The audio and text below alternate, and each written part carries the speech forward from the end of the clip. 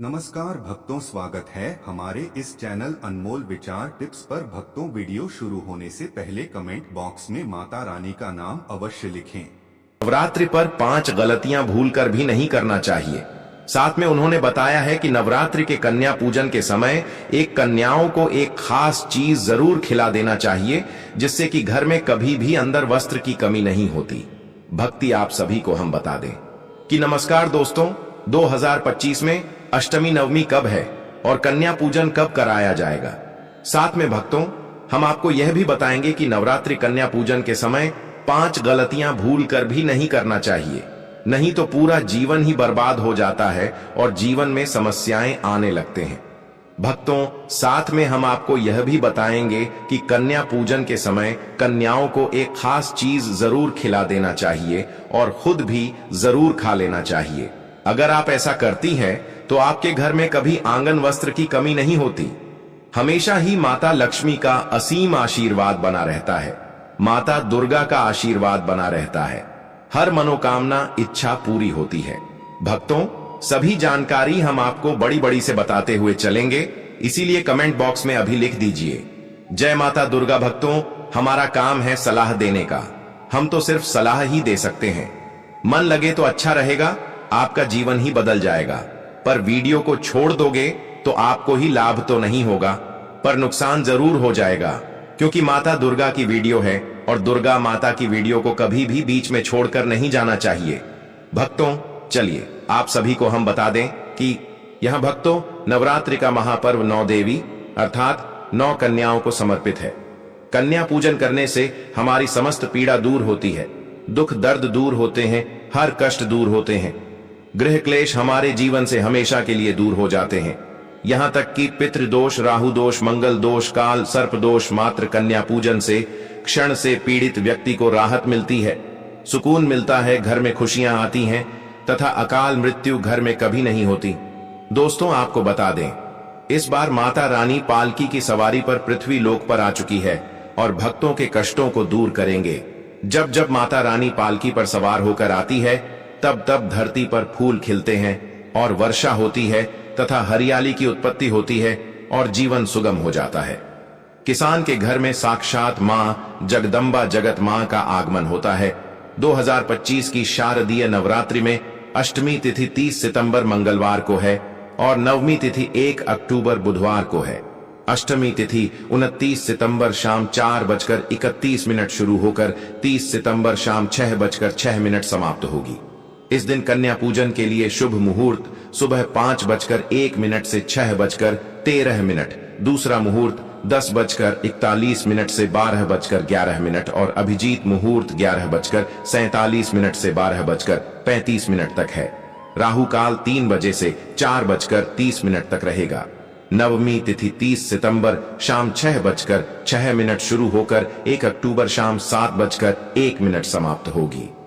नवमी पर भी कन्या पूजन के लिए वही शुभ मुहूर्त है और राहु काल 3 बजे से 4:30 तक रहेगा।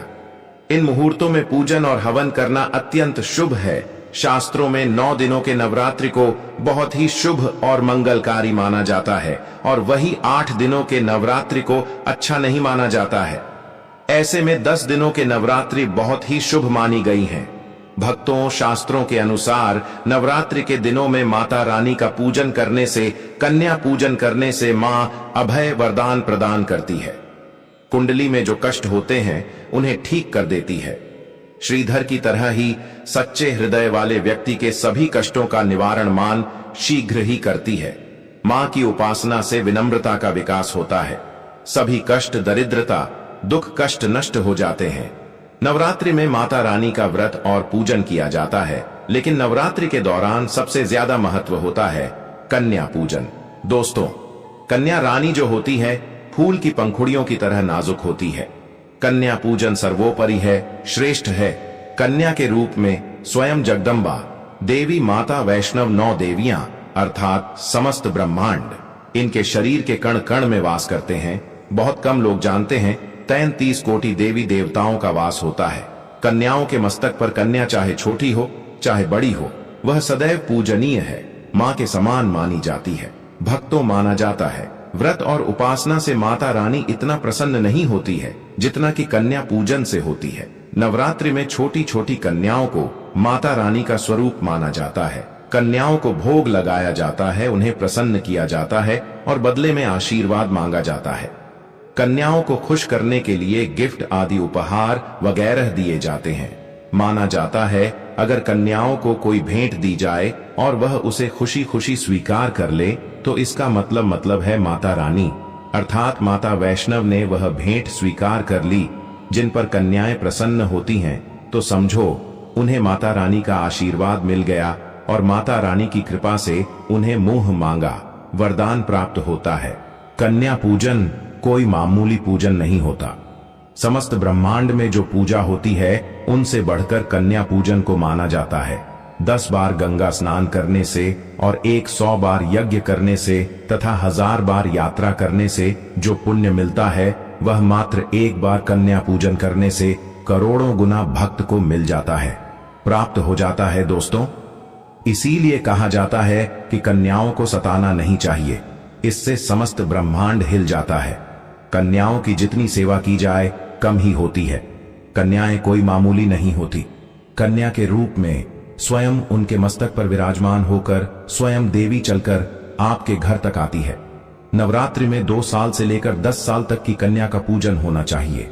अष्टमी अथवा नवमी को कन्याओं के पैर धोकर भोजन कराना, उपहार आदि देना श्रेष्ठ माना जाता है, दुर्लभ माना जाता है। ऐसा मौका कभी हाथों से नहीं जाने देना चाहिए। इस दिन जितना ज्यादा हो सके कन्याओं को हाथ पकड़कर, पैर पकड़कर अपने घर तक लेकर आए। भक्तों, वीडियो में आगे बढ़ने से पहले आप अपनी राशि भी कमेंट बॉक्स में जरूर डाल दीजिएगा। यदि हमारे पास कोई उपाय होगा तो वह हम आपके कमेंट का रिप्लाई में बता देंगे। कोई भी राशि के अनुसार अगर उपाय करता है तो माता वैष्णव बड़ी प्रसन्न होती है। रानी का आशीर्वाद प्राप्त होता है। मांसाहार, मांस, मछली, अंडा। नवरात्रि की अष्टमी पर कन्याओं को मांसाहारी भोजन खिलाना बहुत बड़ा दोष माना गया है। कन्याएं स्वयं मां दुर्गा का स्वरूप होती हैं और मां को कभी भी हिंसा से जुड़े भोजन अर्पित नहीं किए जाते। मांस, मछली या अंडे जैसी चीजें तामसिक होती हैं जो वातावरण में नकारात्मक ऊर्जा फैलाती हैं। इनसे कन्या पूजन का पूरा पुण्य नष्ट हो जाता है। ऐसा करने से माता की कृपा की जगह रुष्टता मिलती है। यह भी माना जाता है कि मांसाहार खिलाने से घर में रोग और अशांति का प्रवेश होता है। इसलिए कन्याओं को हमेशा सात्विक, शुद्ध और वैष्णव भोजन ही कराना चाहिए, जैसे पूरी, हलवा, चना, फल आदि बासी खाना। कन्या भोजन में कभी भी बासी या रात का बचा हुआ भोजन परोसना अपवित्र माना जाता है। देवी पूजन में ताजगी और पवित्रता का बहुत महत्व है।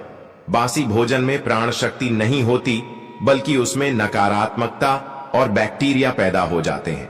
यदि गलती से भी बासी खाना कन्याओं को दिया जाए तो माता रानी का आशीर्वाद कम हो जाता है और पूजा का फल व्यर्थ हो जाता है। इसलिए अष्टमी या नवमी की सुबह ताजे शुद्ध घी और आटे से बनी पूरियां, उसी समय पकाया हुआ हलवा और ताजे चने ही परोसने चाहिए। ताजे भोजन की सुगंध और सात्विकता से वातावरण पवित्र होता है और कन्याएं प्रसन्न होकर मां का आशीर्वाद दिलाती हैं।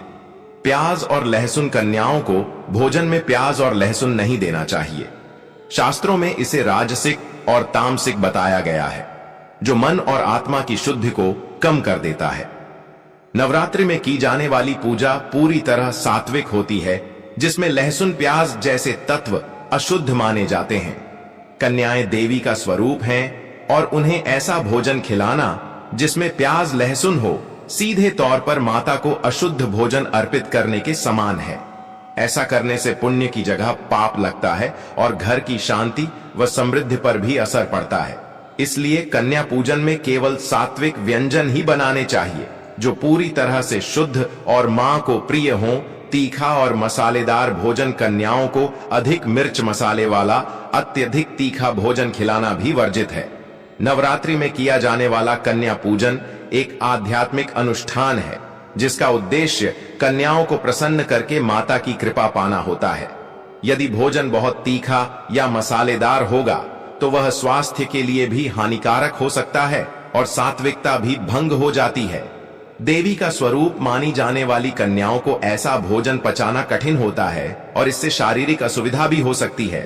इसलिए कन्या पूजन के लिए भोजन हल्का, पचने योग्य, कम मसाले वाला और पूर्ण सात्विक होना चाहिए।